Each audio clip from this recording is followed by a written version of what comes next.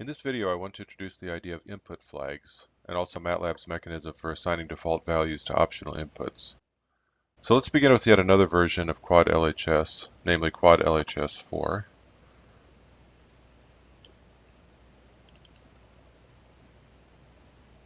Now in this version, I've added another input called pflag, that's short for print flag. Notice that I added it also to the help comments. And I explained its meaning. It says if the input pflag is non-zero, then Quad LHS 4 displays the progress of the algorithm, displaying the estimate and error bound for each iteration. Now the change in the code is very simple. For each fprintf statement, I simply enclosed it in an if statement. If pflag, meaning if pflag is non-zero, then the print statement is going to execute. And as I said, I did that for each fprintf statement. So let's see how this works now. So Quad LHS 4, let's do my usual example.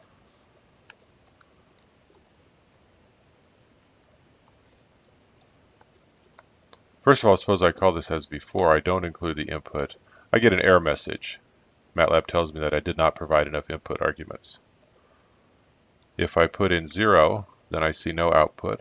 I do see the answer because I did not end the statement in a semicolon, but there's no printed output from the program.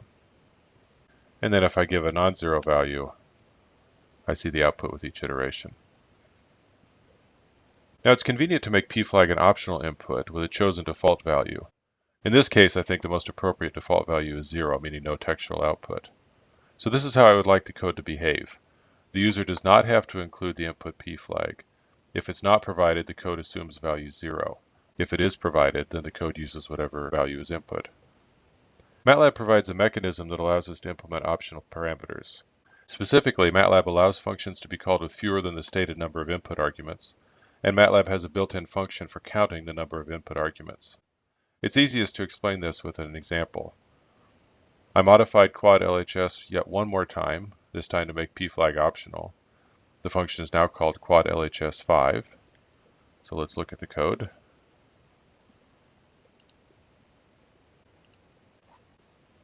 The changes are very simple. First of all, I did change the documentation to say that pflag is optional and the default value is 0. And then I simply added this one if statement. If nargen is less than 5, then pflag is 0. Nargen is this built-in function I mentioned before. It returns the number of input arguments actually provided by the user this time that the function was called.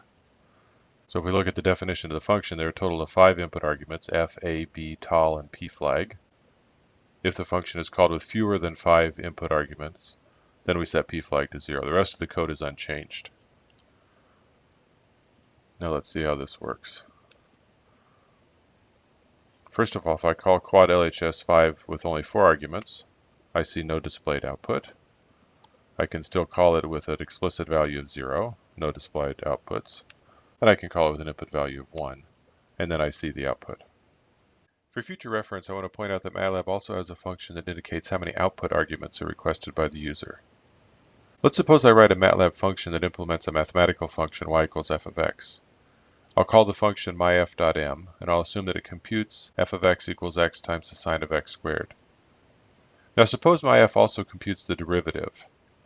I can write the code so that it only computes the derivative if it is requested. Here's the code. I've written myf so that it produces 2 output arguments. Here I compute the first output, which is the value of the function. nargout is this built-in function that tells me how many output arguments the user requested. If nargout is greater than 1, meaning that the user did request 2 output arguments, then I compute the derivative.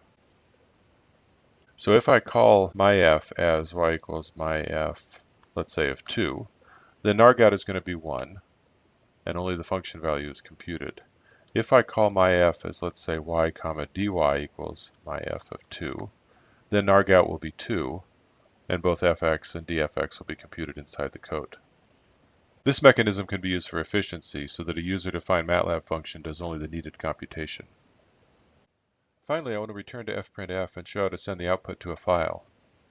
You'll recall that the first input to fprintf is a file ID and that we've always used ID1, which indicates the screen.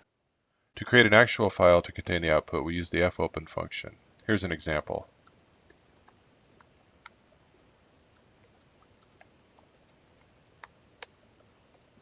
The first argument to fopen is the name of the file that I want to create. The second is a code indicating the mode. In this case, W means that I'm creating the file to write to. If the file already exists, it will be overwritten. I could also use mode A, which means append. That is, the output will be appended to the end of the file. In that case, the file, if it exists, will not be overwritten. Now let's send some output to output.txt.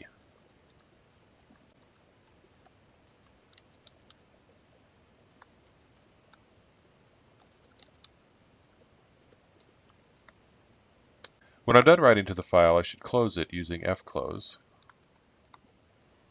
Now I can display the file. Let me illustrate the A mode, the append mode. So I'm going to open the file again, this time using mode A, and then I'll print something else to the file. Then I'll close the file. And once again, I'll type it. To get more information about fopen and fclose, you can use the MATLAB documentation. In a later video, we'll discuss reading from a file.